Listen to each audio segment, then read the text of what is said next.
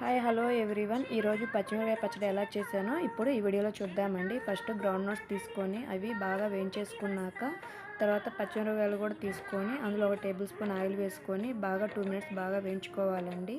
తర్వాత ఒక 4 to 5 tomatoes కూడా తీసుకొని వాటిని కూడా ఒక 2 మినిట్స్ బాగా వేయించుకోవాలి.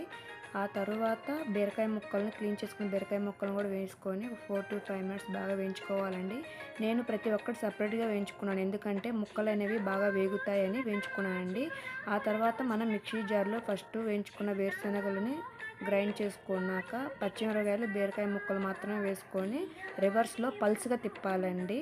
ఆ తర్వాత టమోటాలు కూడా వేసుకొని సరిపడినంత సాల్ట్ వేసుకొని ఇది కూడా రివర్స్లో తిప్పాక ఫైనల్గా మనం వెల్లుల్లి ఆనియన్ అనేవి వేసేసుకొని మళ్ళీ ఒక్కసారి గ్రైండ్ చేయాలండి.